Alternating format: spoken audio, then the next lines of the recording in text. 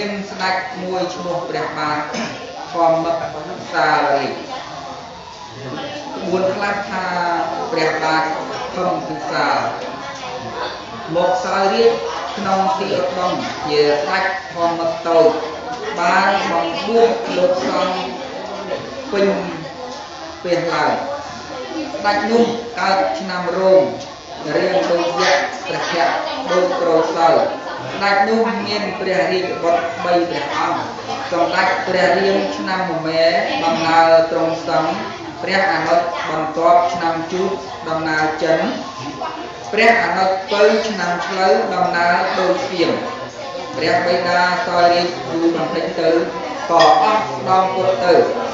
ទើបអង្គមន្ត្រីប្រជារាស្ត្រទាំងឡាយមកអភិសេកសូមឲ្យព្រះរាមឆ្នាំមមែ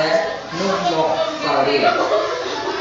ព្រះនាមថាព្រះបាទធម្មរាជទ្រង់គង់នៅក្រុងឧត្តមមានជ័យគម្រប់3ឆ្នាំហើយក៏នាំស្រីស្នំក្រំការទៅឈរនៅទន្លេមួយមុខស្ដេចនេះសោយរាជកាលណាហើយក៏តាំងលក់ដីលក់ទឹកលក់ព្រៃឈើទាំងអស់ពុំមានសល់ចន្លោះអ្វីឡើយហើយបើស្ដេចនោះគិតពីទស្សពិតរាជរដ្ឋទាំង10ប្រការនោះនឹងបានលើកសាសនាអញតថាគតនោះឡើយក៏ទាំង10ប្រការនោះគឺកុំយកសាសគេមកធ្វើសាសឯងនេះប្រការមួយកុំយករឹកគេមកធ្វើជាឯងនេះប្រការមួយកុំយកកិរិយាគេមកធ្វើជាកិរិយាឯងនេះប្រការមួយកុំយកចិត្តគេមកធ្វើជាចិត្តឯងនេះប្រការមួយកុំយកគំនិតគេមកធ្វើជាគំនិតឯងនេះប្រការមួយកុំគិតជាបាបគេនេះប្រការមួយកុំឲ្យកុហកគេនេះជាប្រការមួយកុំយកបាល់ទៅបុកអង្រែកុំយកអង្រែទៅបុកបាល់នេះប្រការមួយ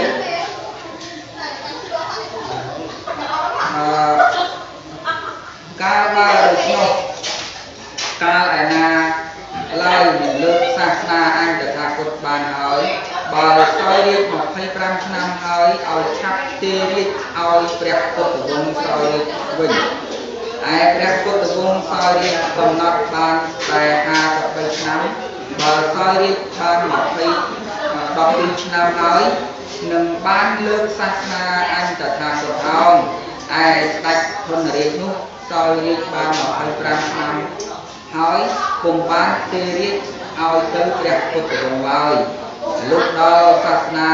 អញតថាគតបាន2425ព្រះវស្សាឆ្នាំមមែបញ្ចស័កខែចេសថ្ងៃអង្គារវេលាព្រឹកនេះមានទៈនិឡអន្តរតីវាមកក្រោកយកនគរនោះបានលុះដល់ឆ្នាំវកឆស័កនោះមនុស្សទាំងអស់កើតកលាហោរវល់វឹកវរក្នុងព្រះនគរនោះលុះដល់ឆ្នាំកុលនុបស័កនោះព្រះពុទ្ធរូបស្នងអញតថាគតនឹងទៅនៅក្នុងព្រៃព្រឹក្សាដូចជាអ្នកតាអារៈ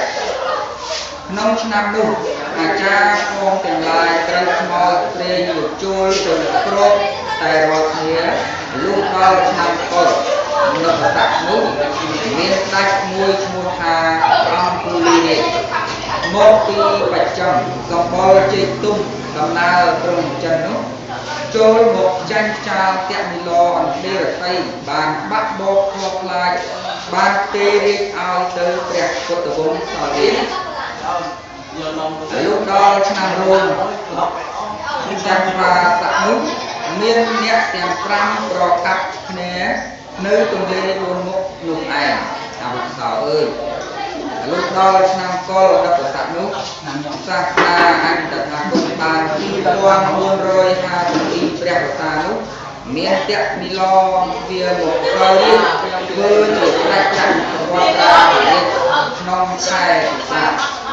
នាកាលទៈនិឡសោយរាជនោះមនុស្សផងទាំងឡាយប្រមូលផ្សេងតាមចំពុកអាវគ្រឿងប្រដាប់សម្រាប់អាត្មា តែពីដើមប្រកាទាំងចំណៃភោជនីយថាចង់តែមានច្រើនណាស់អវសោស្ដេចនោះសោយរាជទៅថាចង់ប្រើទឹកក៏បានចង់ប្រើដីក៏បានប្រើភ្លើងក៏បានប្រើខ្យល់ក៏បានថានឹងចង់ប្រើដីក៏បានប្រើខ្មោចក៏បានសប្បាយណាស់កូនមិនស្គាល់ឪពុកមិនស្គាល់កូនកូនមិនស្គាល់ម្ដាយម្ដាយមិនស្គាល់កូនបងមិនស្គាល់ក្មួយអូនមិនស្គាល់បងសិស្សមិនស្គាល់គ្រូគ្រូមិនស្គាល់សិស្សរៀនមិនស្គាល់និមឺននិមឺនមិនស្គាល់ស្ដេចច្រើនយកខុសជាត្រូវត្រូវជាខុសមនុស្សប្រុសដូចស្រីស្រីដូចប្រុសយកតែខុសក្នុងសាសនាអញតថាគតបើកំណត់ចិត្តដល់2500ព្រះវស្សាហើយឲ្យមើលតែរូបមនុស្សនៅក្នុងនគរបើទីផឹកនគរលេងវាបោ10ថ្ងៃព្រះប្រឹក្សានោះហៅថាគាត់បានមកបង្កើតណាអវសោអើយនោះរៀបដល់ព្រះបាទធម្មមកលើកសាសនាអញតថាគតហើយឲ្យមនុស្សផងទាំងឡាយ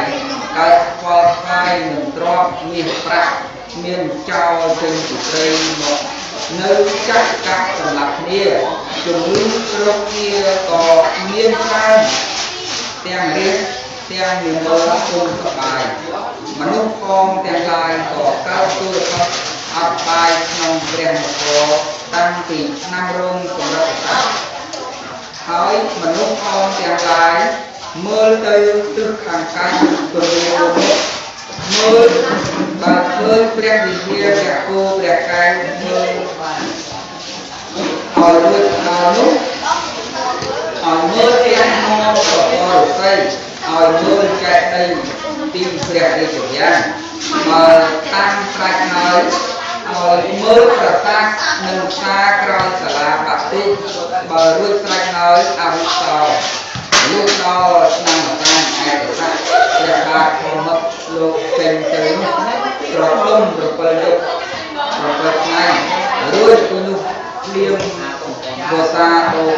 5ដូរវស្សាត្រាតែដល់7ឆ្នាំហើយលុះដល់ឆ្នាំមីដូរស័ក្តិនោះមនុស្សផងទាំងឡាយក៏កើតក្តៅក្រហាយទាំងឧបាសកឬបាសិកាក៏អួតអាត្មាឯងថាត្រឹមត្រូវទាំងលោកសំក៏លើកសិក្ខាវិន័យជ័យវរសំស្ដីក៏នឹងបាត់ខ្លួនអស់ក្នុងឆ្នាំនោះណាអវសោលុះដល់ឆ្នាំវកចាត់វាស័កទើបមានស្ដេចមួយមកអំពីទិសខាងជើងមកដណ្ដើមបរាំងទេទើបស្ដេចនោះយកខ្លួនចេញទៅទើបមានស្ដេចមួយមកពីទិសខាងលិចនោះបារាំងទៅទទួលយកមកឲ្យសោយរាជទើបបារាំងតាំងធ្វើជាធម្ម8ទីឡើងលុះដល់ឆ្នាំរកាបញ្ចស័កតពីឡវានឹងថយអស់រីកទៅមនុស្សផងទាំងឡាយនឹងចេញមកអំពីព្រៃមកច្បាំងគ្នាក្នុងឆ្នាំចឆស័កនោះព្រះបាទអង្គុលរាជលើកគល់មកពីនងស្នោចូលច្បាំងគ្នាក្នុងឆ្នាំចនពស័កនោះព្រះបាទអង្គុលរាជនោះនាំគល់ចូលទៅក្នុងពលាមួយមុខដល់មកសាសនាអញតថាគតបាន2500ព្រះវស្សាឆ្នាំជុំអកតៈនោះឯងពាក្យសម្រាប់ព្រះសាសនាអញតថាគតហៅថាសូមសុំក្នុងព្រះនគរកម្ពុជានៅតែភិក្ខុ4អង្គមហាឫសី4អង្គនិងអាចារ្យមួយអ្នកទេណាអសោអើយកើតចម្បាំងតាំងអំពីបងស្រង់រៀនទៅដល់កំពង់ទួលចូលដល់ទួលព្រះស្រីចេញទៅរវាឯងទើបចូលក្នុងទន្លេទួលមកវិញ